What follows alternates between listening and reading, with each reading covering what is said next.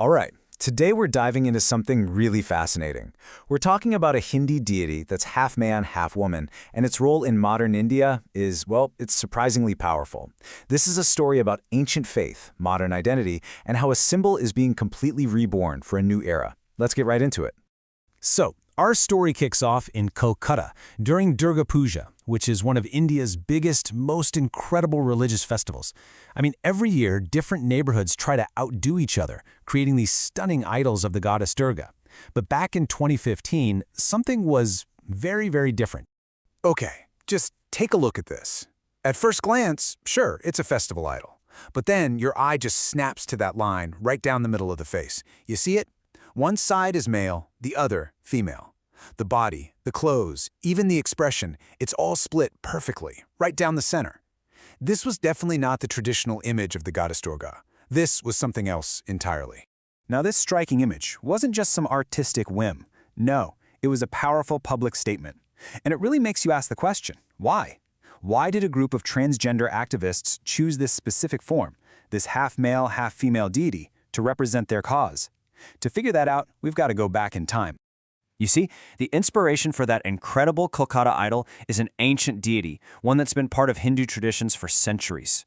The deity is called Ardhanarīśvara, and that literally translates to the Lord who is half woman.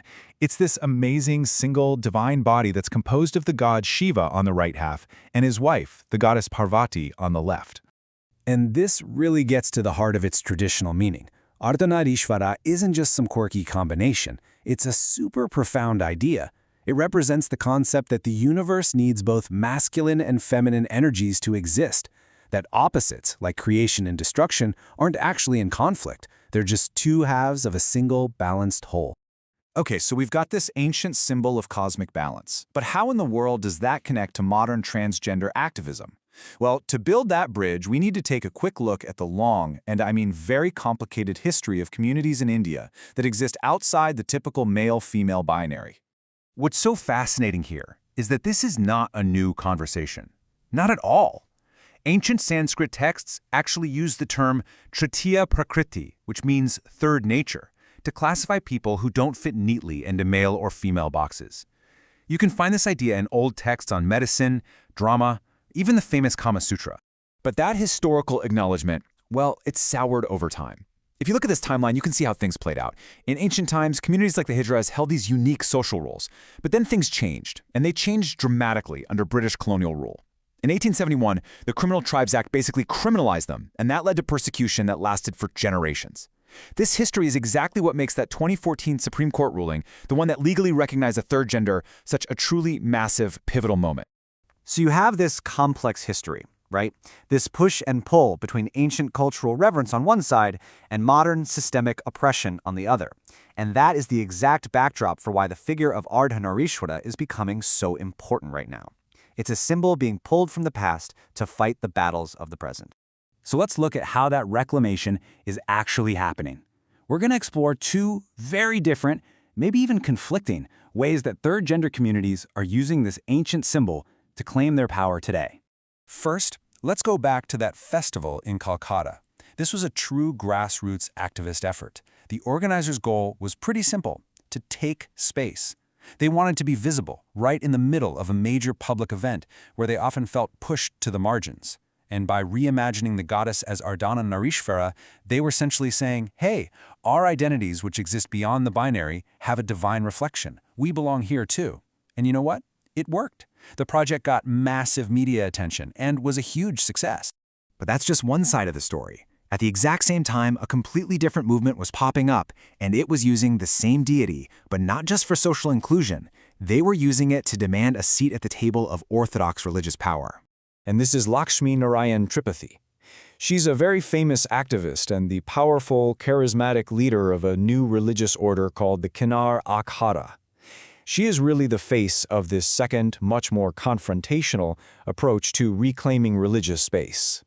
The ambition here is just remarkable. An Akhāḍā is basically a monastic order. They've traditionally been male-dominated, sometimes even militant institutions within Hinduism. The Kinnar Akhāḍā, which was founded in 2015, is the first one ever for transgender people. And their goal is way beyond just visibility. They are demanding official recognition. They show up at these massive pilgrimage festivals and demand to be treated as equals by the most traditional, orthodox religious leaders. But, as you can imagine, this push for power is complicated. On the one hand, they see what they're doing as empowering their community, fighting an exclusionary, patriarchal system from the inside.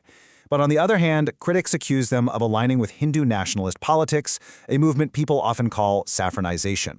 These critics say that the Kinnar Akhāḍā is pushing a very specific, purely Hindu version of transidentity, and in doing so, they're erasing the historically rich Muslim and mixed cultural roots that are present in so many Hijra communities. So, we have these two modern activist movements using Ardhanarishvara in totally different ways. But how do these new takes compare to the deity's more traditional, everyday worship? For that, let's head to the town of Tiruchengode in South India. This place is home to the largest and most important temple dedicated specifically to Ardhanarishvara. For centuries upon centuries, this has been the main hub for the deity's worship. And here, we find a completely different meaning. In Tiruchengode, Ardhanarishvara isn't a symbol of challenging gender norms. It's the ultimate symbol of a perfect marriage.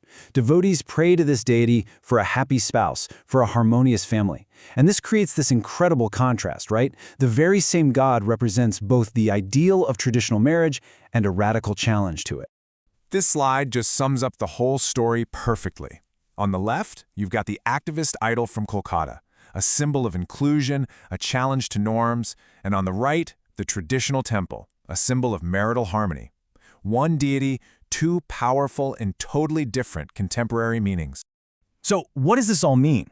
Well, it shows us that religious symbols are not these static relics frozen in time.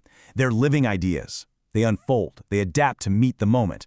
And in a world that's changing so fast, this ability to reinterpret the past isn't just interesting, it's absolutely essential.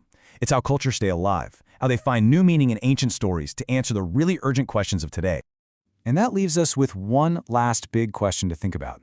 If a single deity can stand for both the ideal marriage and a radical challenge to the gender binary, it suggests these symbols aren't just stories, they're battlegrounds for meaning. It really forces us to ask, what does it reveal about faith and about ourselves when the exact same divine figure can be used to both uphold tradition and to tear it down?